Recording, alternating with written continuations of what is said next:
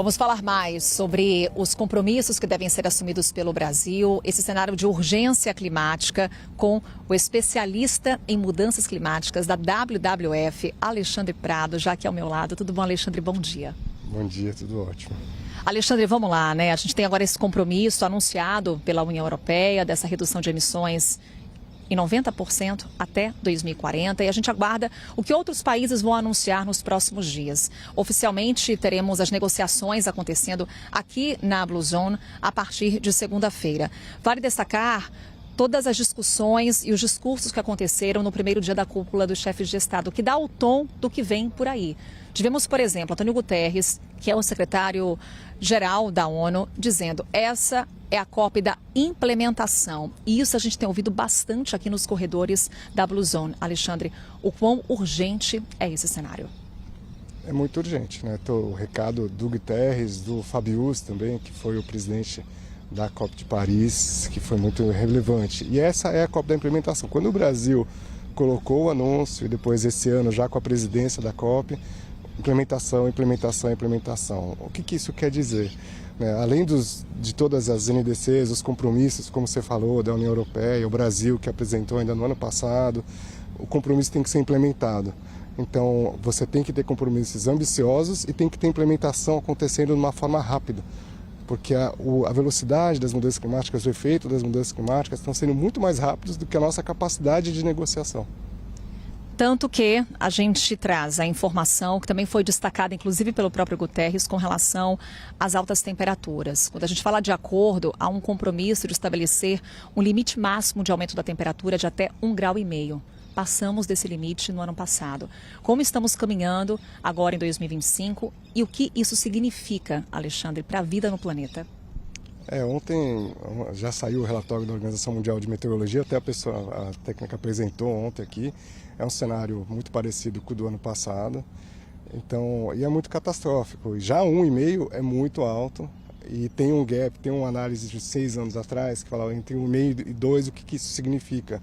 E é um show de horror.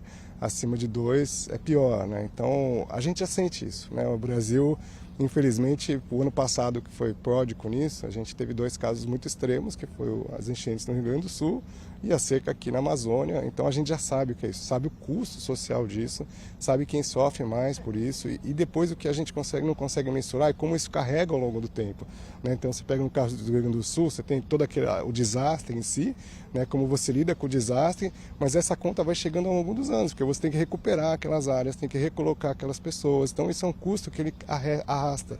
Quando é 1 ou 2 a cada 100 anos, a gente consegue amenizar. Quando todo ano acontece, você destrói uma economia de um país assim, né? É por isso que precisamos de metas ambiciosas e a implementação de todas essas metas, Alexandre, que é justamente o que a gente vai discutir aqui nos próximos dias. O Brasil vem com uma iniciativa aqui para a COP, que a gente vem falando aqui na nossa programação, que é o Fundo para Florestas Tropicais. O quão necessário é a preservação da floresta para que a gente consiga mitigar essas mudanças climáticas que já estamos acompanhando, inclusive aqui no Brasil, os reflexos, como você falava? Sim.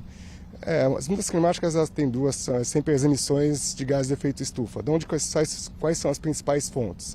Combustíveis fósseis, e aí é queima de combustível, né? No nosso caso, no Brasil, é muito de transporte, caminhão, carro a gasolina, né? Diesel. Esse é importante aqui no Brasil, na nossa forma de produção, de consumo. E a outra forma é desmatamento. Desmatamento, agricultura, uso da terra, como a gente fala. Então, essas duas aqui no Brasil são muito relevantes. E você pega o grosso dos países tropicais, que são no hemisfério sul, todos eles têm um perfil muito semelhante ao do Brasil. Por isso que a gente fala, a gente tem que eliminar o desmatamento. Eliminar o desmatamento é importante por 2 motivos. Um, para não emitir mais, né? Então você aumenta um efeito negativo, né? Quer dizer, você está aumentando a bola de neve, como colocar dessa forma, nessa figura. Mas ele também, a nossa floresta, no caso brasileiro em específico, ela resfria o nosso país, né? A gente sabe que a chuva que vem da Amazônia é a chuva que vai para o Cerrado, é a chuva que chega em São Paulo, né? Acho que a base de vocês é em São Paulo. A gente lembra, ainda em 2019, aquela nuvem preta que chegou, que foi de fumaça, que chegou da Amazônia e chegou em São Paulo, a chuva caía era preta. Então o efeito de um desmatamento da Amazônia e o que isso vai causar para a gente como país, a gente já sabe. Então, a hora que o Brasil lança então essa iniciativa, ele dá vários sinais para o mundo. Uma é, floresta é importante para manter 1,5 grau, né? Seja no Brasil, seja na Colômbia, seja na Indonésia, seja no Congo. E a relevância ontem dos países, 53 que assinaram e participaram, dá esse sinal. Realmente floresta chega na COP30 de um jeito e vai sair de outro, né? A COP acontecer em Belém. Então são sinalizações muito fortes daquilo que o Brasil é tão olhado há décadas, né? A Amazônia, como a gente está olhando para a Amazônia, na conservação da Amazônia. Um outro recado muito importante que o presidente falou ontem é, olha, são 50 milhões de pessoas que habitam esse bioma, né, no caso brasileiro, então, da América do Sul. Então, como é que a gente olha para essas pessoas que elas tenham qualidade de vida? Né? A qualidade de vida, no fim, é o que a gente está lutando. Quando a gente fala aqui, olha os cenários de longo prazo e o que isso quer dizer, por que tem que manter 1,5 grau, é a qualidade de vida das gerações futuras. A gente luta todo dia para a qualidade de vida dos nossos filhos, nossos netos, como vai ter. O que está desesperador da sua primeira pergunta é que a gente está sentindo isso, o que não era previsto há 15, 20 anos atrás. Alexandre, chefes de Estado estão cientes de tudo isso? Te pergunto porque tivemos o apoio à iniciativa brasileira, como você falava, mais de 50 países apoiando, alguns inclusive já com aporte financeiro. É o caso da Noruega, por exemplo, aí com aporte bilionário nos próximos anos. Te pergunto, o mundo está ciente de tudo isso? E o que essa velocidade desse apoio, esses aportes financeiros também trazem de sinalização com relação ao futuro dessa iniciativa brasileira do Fundo Florestas Tropicais para Sempre? Acho que a tomada de consciência ela vem em etapas, né? Acho que é difícil dizer que você tem um momento que, uau, descobrimos a América. Não existe isso, né? Ele é um processo que vai aumentando. Então aqui é mais um passo super importante de como a floresta vai ser olhado em relação ao clima, né? E ontem foi muito interessante nas reuniões, foi florestas e oceanos. Então ele já dá um indicativo, ficou muito forte, todos os presidentes que eu ouvi falaram, olha, florestas e oceanos, florestas e oceanos. Essa conexão entre esses dois, e olhando então a natureza para o clima e o que a natureza entrega para o clima e vice-versa, foi muito interessante.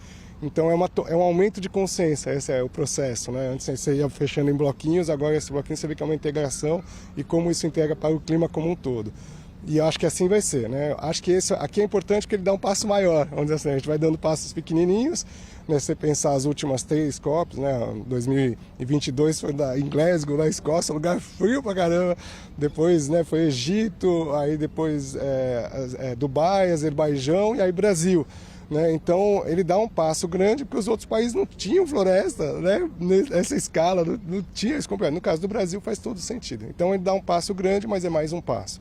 Né? E a relevância do lançamento do fundo, eu achei muito interessante, porque você tem vários países apoiando, todos os presidentes ontem começavam falando do TFF, olha, uma ideia muito interessante, muito importante, estamos apoiando, acreditamos nele. Então esse é o processo, né?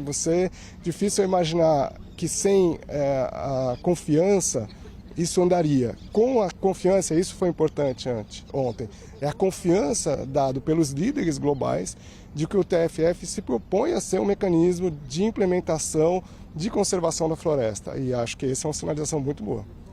Nada melhor do que essa discussão está acontecendo no coração da floresta amazônica, em Belém do Pará, que os chefes de Estado saibam o que é a Amazônia, o que é viver aqui. Alexandre, muito obrigada por essa conversa. Alexandre Prado, especialista em mudanças climáticas da WWF. Parabéns pelo trabalho e até uma próxima. Eu que agradeço e o trabalho de vocês é excelente também. Te agradeço bastante.